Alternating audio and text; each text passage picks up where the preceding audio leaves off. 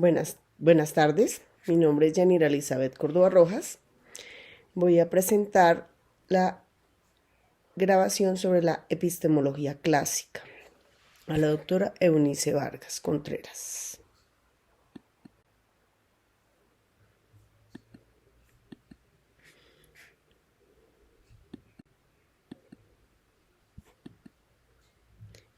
En la introducción, esta presentación muestra un video explicativo de la epistemología clásica, los principales aspectos que la componen, como son la concepción positivista y la concepción interpretativa que corresponde a su clasificación. En la epistemología clásica encontramos la comprensión epistemológica, que está subdividida en la racionalidad de la representación y la racionalidad de la acción. Entonces es cómo entiende y cómo se entiende ese conocimiento. Entonces la racionalidad de la representación es la comprensión explicativa y teórica del mundo, y pues se basa desde la investigación y la explicación. Y la racionalidad de la acción tiene que ver con la transformación del mundo de acuerdo a los intereses y según los valores. En esta epistemología de la educación tenemos una concepción positivista y tenemos una concepción interpretativa.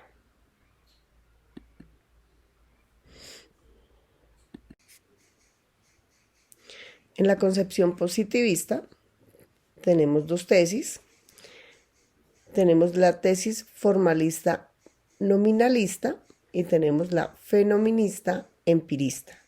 De aquí surgen otras, que es la unidad metodológica, la lingüística de las ciencias, el reduccionismo operacional, la hipertrofia del contexto de justificación a expensas del contexto del descubrimiento y la neutralidad valorativa de la ciencia. Esta concepción positivista, pues es la manera como se explica, se razona la lógica de cualquier proceso y validación de esta tesis o de esta teoría o de cualquier tipo de experiencia o experimentación que esté haciendo el investigador.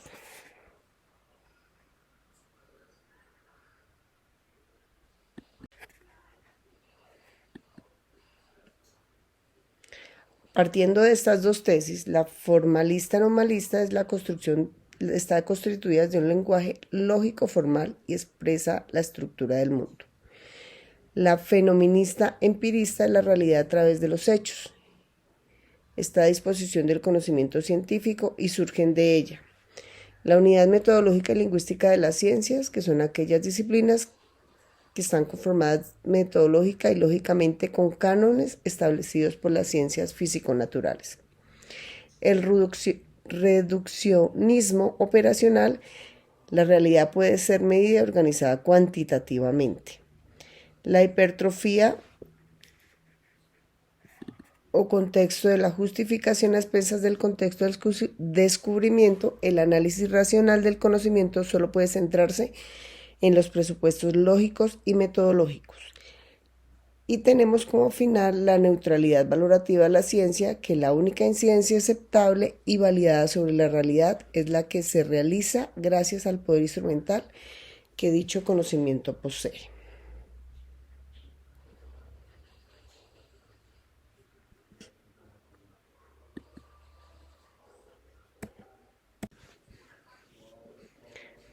Partiendo de la segunda concepción interpretativa, entonces tenemos como puntos base y prioritarios que la comprensión del mundo humano es el resultado de la interpretación, porque la interpretación es el fondo esencial y existencial de la comprensión significativa del mundo. Los sujetos constituyen los significados y atribuyen significados a las cosas, a otros sujetos y a los ambientes en el mundo social, como resultado de interacción social con otros sujetos. Es el uso concreto en el contexto de interacción quien determina en la última instancia el significado de las cosas. Y la construcción y el logro de la subjetividad se toma como resultado objeto. La cultura es el vínculo objetivo y compartido que unifica los universos particulares significados de las acciones de prácticas de razonamientos y interacción. Estas se convierten en unas hipótesis que son dos. La primera es la cualitativo-fenomenológica y la segunda es la ecológico-naturalista.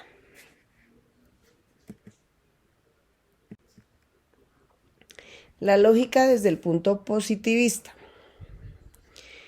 Entonces, tenemos 4 apartes principales. El primero, estructura su vocabulario teórico a través de un lenguaje lógico como referente empírico. 2, especialmente en las ciencias sociales se admiten explicaciones de generaciones estadísticas.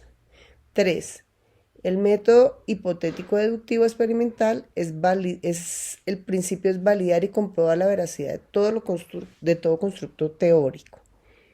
Y 4, el valor de la verdad, la aplicabilidad, la consistencia y la neutralidad deben eliminar cualquier sesgo debido a las preferencias valorativas que el investigador pueda introducir, puesto que esta lógica positivista es aterrizar a lo real, a lo verídico, a lo que se puede constatar.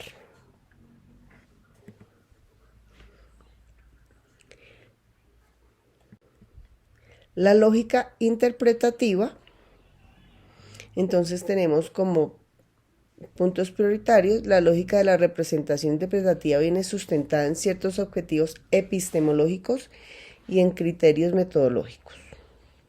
Las teorías interpretativas son teorías fundamentadas que surgen o se generan en un proceso de diálogo cognitivo e interactivo con datos. Los conceptos se desarrollan sistemáticamente en relación con los datos durante el curso de la investigación. La concepción interpretativa defiende la interpretación, el objeto del conocimiento social es justamente un sujeto.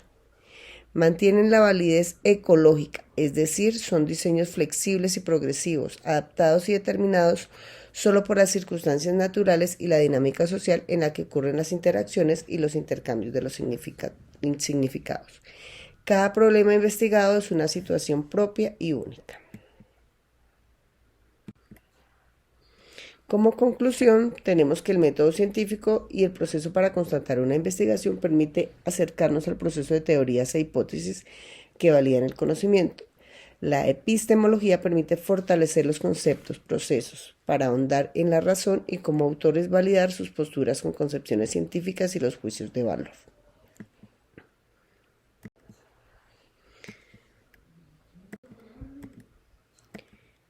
Desde el punto de vista epistemológico, tenemos que, para poder entender el conocimiento, para validarlo, siempre la epistemología desde el punto de vista positivista e interpretativo da el juicio a la razón, a la veracidad, a los datos, al método científico, a la ciencia, a la parte experimental y a la estadística desde el punto de vista que se puedan validar, que sean reales, que sean aterrizados. Las concepciones todas deben ser veraces, todas deben desarrollarse en parámetros de certificarse, de constatar todos los procesos. De allí parte todo el proceso epistemológico. En educación se basa desde la pedagogía y desde la didáctica, que creo que lo amplié en la primera diapositiva, es cómo se puede llevar esa parte de educación, de formación y de conocimiento a los estudiantes. Cómo ellos pueden ir indagando, ir construyendo el conocimiento a partir de sus propias experiencias, pero siempre con juicios de valor claros y reales.